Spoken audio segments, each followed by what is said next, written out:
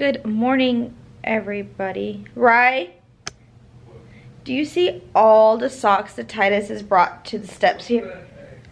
Oh my gosh, Titus! There's like a yard sale of socks. I'm not picking up because I'm ready to go to work and I'm gonna run late, but it's like lined up. It's coming down the steps. And I know it's him, like it's not one of our kids. Did their laundry. Yeah. Oh, maybe it's that. Well, so, they did. He helped round them up, so yeah. I don't know. I think I just accused him of something he might not have potentially done. Well, good morning, everybody.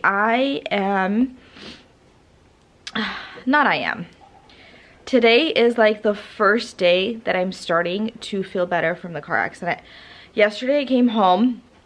If you guys watched the vlog before this one, I came home and I couldn't even like function. We went out to dinner with my in-laws. They picked the restaurant. I drove straight, like we got to the restaurant. I sat down, I ate. Usually on Wednesdays, which was yesterday, we play a card game. Ryan, myself, and Ryan's dad, we play a card game. And I felt so bad because I know Ryan's dad absolutely loves playing this. Like, it's quality time that we spend. I just found a sweater on the side here. Anyway, we play cards on Wednesdays. And I felt so bad that I was like, I can't play because so the car accident that I was in, actually, you know what? Today seems like a great day to do a story time on it. So I gotta go very shortly, but I don't have to go right away. So let's do the story time before I head out. So Friday, I was headed home and I was on, I don't know if details matter or not, but for all my Modesto people, I was on La Loma, so like the east side of Modesto. Is that the east side of Modesto, right? Yeah. I'm not very good with my east, west, north, south, okay? Forgive me. Please forgive me. And also, I don't know how to do long division, so forgive me again. Anyway, I was coming home, and you guys know I have a pretty new car. So I was connected to my Bluetooth. Usually I'll call my mom when I'm driving home, but this time I was on the phone with my sister-in-law. I just wanted to touch bases with her, see what her evening was like, how her day was like, all of that stuff, right? So I'm headed home, driving like I normally do. I usually don't speed, but I am human. I'm sure that somebody out there has caught me speeding, but I usually don't speed. And I'm just driving, you know, and I'm a pretty defensive driver. So I already see this GMC Sierra behind me. And I'm like, oh, okay, you know, they were driving. They didn't seem like they were that close to me. So I was like, okay, sometimes like if I feel like somebody's in a bigger rush than me, I will sometimes brake check them if they're too close to me. But sometimes I'll be like, you know what, maybe you need to get somewhere before me, so just go because I don't want to be involved in an accident, right? So I'm just driving. I didn't think anything of it. Cars behind me, there's cars in front of me. You know, it's like, it's pretty busy time of the day. Granted, Modesto doesn't have too much traffic. So I'm just driving. And I'm approaching a yield sign, which like I don't often ride on my brakes, and I don't think that I was riding on my brakes, like because if you ask Ryan, he drives with me often, he's my passenger, and majority of the time I drive, and I don't ride on brakes, and neither does Ryan, and it actually drives us nuts when people in front of us are riding on brakes. I'm like, what are you doing? Anyway, so I'm just like approaching a yield sign. It's like a roundabout. And if I recall correctly, I let off my gas. So of course, I'm gonna slow down at that point automatically. Any vehicle, right? So all of a sudden, I'm being hit from the back. Like, bam! And I'm like, I was on the phone with my sister-in-law. I told her, I said some choice words because I love my car, you guys. I know it's materialistic, but I love my car. I don't have the time to go shopping for another car. It took us so long to get this car. Granted, I'm grateful that this car is our second car and it's not our primary car. But I'm like, you're kidding me. Like, you seriously are kidding me. I now am in a car. I told my sister-in-law, I was like, I'm trying to gather my thoughts still, so please excuse me if it's all over the place. So I told my sister-in-law, I was like, I was in a car accident. So I hung up the phone with her. And then I was pretty close to where one of my brothers was. I was actually by his car lot, so I called him and he immediately showed up, which I'm so grateful for. As I was hit, I approached the car. Let me see if I can put a picture up here. If I did not put a picture up here, that's because I didn't want the other person exposed, which, like, one part of me is like, I don't even care, but the other part of me, some of you guys already attacked me on Instagram saying, why did I post it? But you know what? It's my choice. Y'all don't like it. Mwah.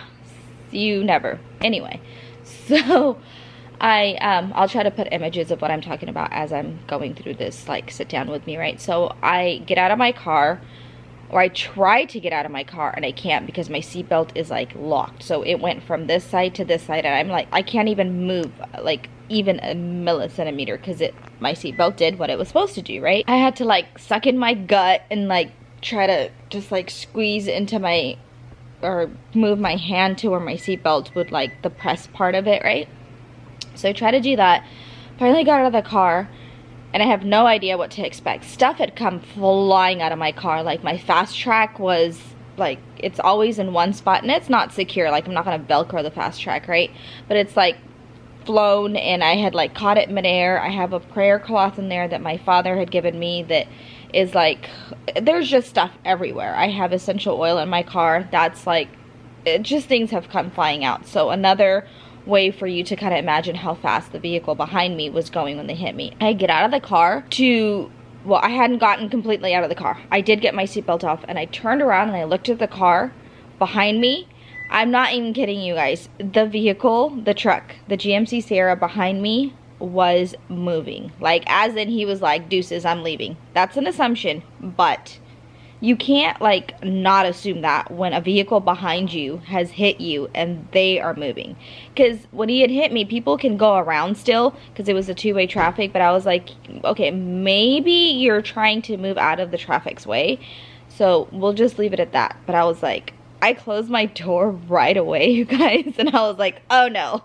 So then he, like, wasn't moving anymore. So I was like, okay. But he didn't situate his car or anything. So I was like, okay, we could assume or we could not assume. But I was ready to go after this vehicle because I just was. I was like, this is an accident and it was 100% your fault. So anyway, I got out of my car. I approached the vehicle behind me, which now that I think about it, I'm like, should I have or should I not have? Because this individual was mad at me. He was so mad. He was cussing at me. He was like, why did you stop? He said, what were you thinking? And I'm like, I don't know what to say. I didn't know if I should even say anything. I didn't know what to think. I didn't know what to say. I was like, are you okay? That was my first thing that I asked him. Are you okay?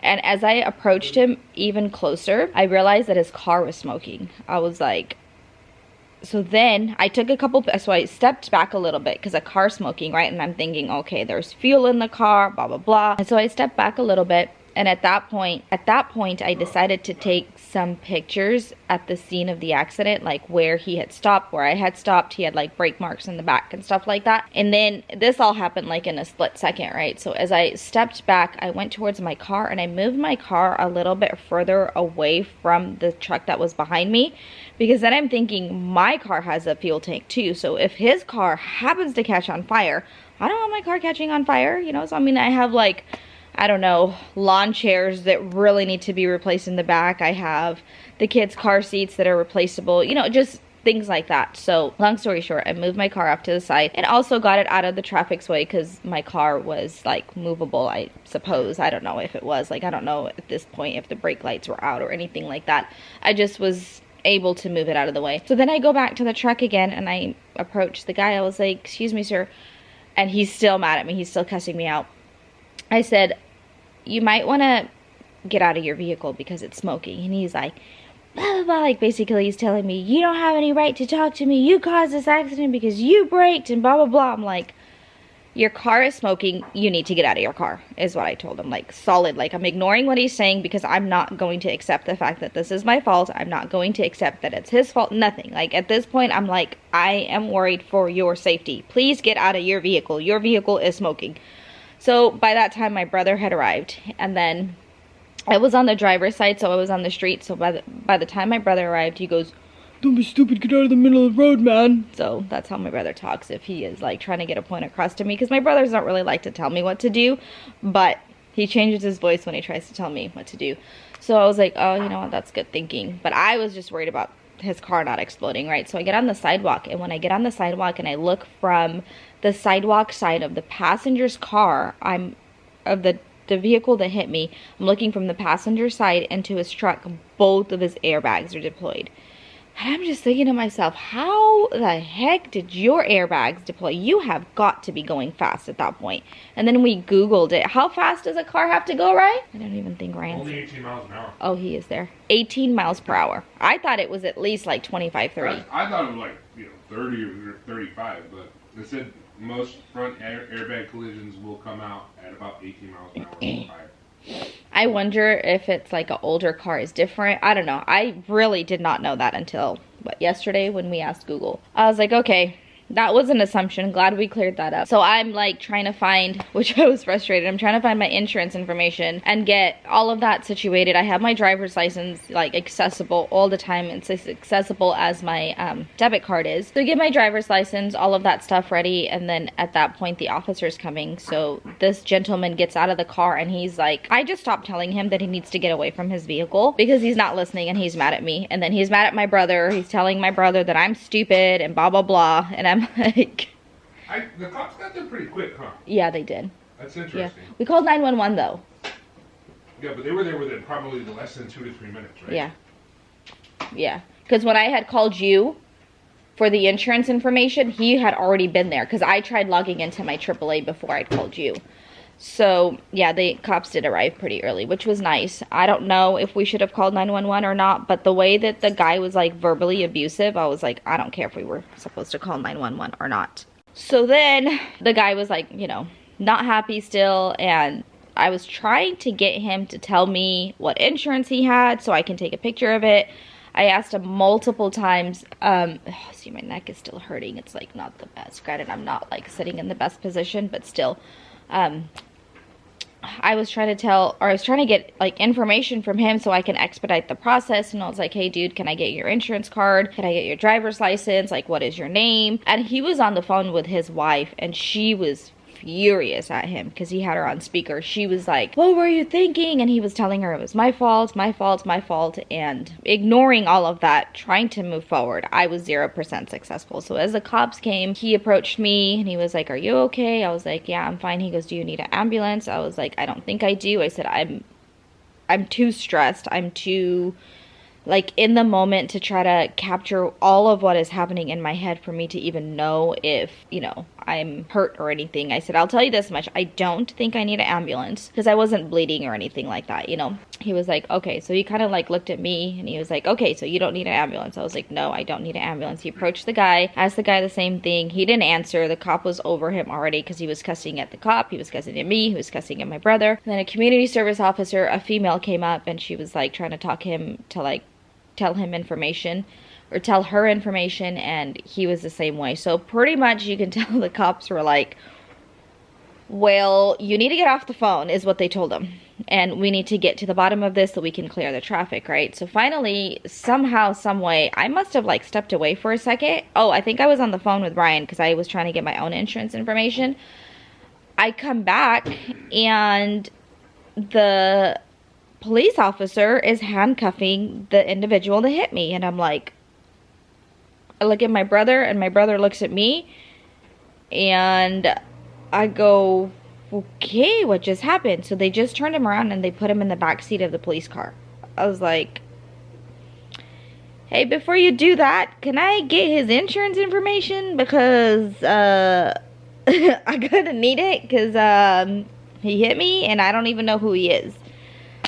Long story short, the community service officer lady said, if he had any insurance, I would give you his insurance information. I was like, Jesus, take the wheel. I was like, you're kidding me. Granted, I wasn't laughing. It wasn't funny at that point, right? I said, okay, so could I, take a picture of his driver's license? She said, you can have a copy of his identification card. I'm like, like, you're kidding me. So here we have no driver's license. We have no insurance. You hit me from the back. You're mad at me. Both your airbags deployed. Here I am with nothing. So then I asked the cop, I said, what do I do here? She's like, well, I really don't know what to tell you. And then they go, are you insured? I was like, yeah. And they're like, well, you can see if you have uninsured motorist and you can, get an attorney, whatever you want, because I can't give you any advice, blah, blah, blah. And I know all of that stuff. I was like, okay. So like, well, is there anything else that you need from me? I was like, well, yeah, can I get a case number? So he wrote it on a piece of paper and he gave it to me. I asked for his business cards, but did you know police officers don't carry business cards, right? I think Ryan's working upstairs. He was like, we don't carry business cards. So I was like, I mean, I can actually see that with the city of Modesto probably not providing, but if a cop wanted to have a business card, they can have a business card. yeah, but he didn't give me a business card. He said I didn't have one, so he wrote like the case number and everything down. And then I was like, it was kind of awkward because I was like, okay, now what? And he was like, ma'am, contact your insurance company and see what they can come up with. And he did ask me, he's all, what do you have again? I said, I have AAA. He goes, oh, they'll take care of you. Which, like, fast forward to today, which is tomorrow's going to be a week from the accident. They've been really kind to me. They've been really good to me. They've, you know, my vehicle, if you guys watched the vlog before this one, my vehicle is already in the shop. So I don't know if I'm going to put this video up first or if I'm going to put the other ones up first. I'm kind of thinking I will put this one up first because it explains so much more. You know, long story short, AAA has taken care of me. I've not been in a car accident ever. I've been driving since I was 15 and a half and I'm 37. So this is all new to me. It's unfortunate that I had to go through that. FYI, if you are in a car accident and the other individual does not have auto insurance, which the claim goes under uninsured motorist, you usually have $1,000 deductible or a $500 deductible. I myself have a $1,000 deductible, so yay me, which basically means that you have to pay the $1,000 prior to any damages on the vehicle being fixed. So I'm being taken care of. It's going well. I'm grateful that, you know, I had insurance and blah blah blah. They're covering rental costs. They were covering like really anything, loss of wages, anything that you can think of. So I've been taken care of. I'm grateful. My neck and my back isn't the same like it used to be, but why would it be after any accident? You know what I mean? So it is what it is. I did talk to the insurance company and I asked them if I can get my own rental because they're only covering $25 per day. And they said I could get my own rental. So I'm getting it from my brother's car lot. So he's giving me a vehicle that AAA is gonna pay for because $25 a day covers a car, which is fine, but my family with the boys in car seats and stuff, we can't have a car because what's it called? It doesn't fit 3 car seats in there and the boys are really uncomfortable in the back. So on the days that we are having like trips and stuff like that, I'll get a bigger SUV or something from my brother. But right now I'm driving a Honda Accord around. I already called the insurance company and I already told them that this is the situation. And then my brother's just gonna, I don't know. We'll figure out the cost of the difference of the SUV because we have a trip coming up actually tomorrow. We had already booked a place for us to be able to go. We're driving up to Yosemite. And we're going to be there for one night. So we're driving up tomorrow. Spend all day tomorrow, stay the night, and then spend all day Saturday, and then drive back home pretty late on Saturday. So, and Yosemite is a place that snows, and we had an all-wheel drive car, so my brother's going to rent me a all-wheel drive vehicle again. So, you know, things like that. And AAA is just so kind and so helpful, and I'm grateful for them. But that is my story, you guys. If you guys have been in a car accident, my sincere condolences and to you guys, and I hope that, you know, your situation is somewhat similar, you know, to mine and not like to where medical care and treatment and surgeries or anything else was needed, and somehow, some way we can reflect on the positive. I'm glad I'm okay, that I got to come home and not go to a hospital or anything like that. But yeah, guys, this is the story time. I'm glad that you guys are all caught up, and now I'm gonna proceed with my day. So you guys will see me on another vlog wearing the same outfit. Just don't come for me. Alright guys, thanks for watching. I'll see you next time.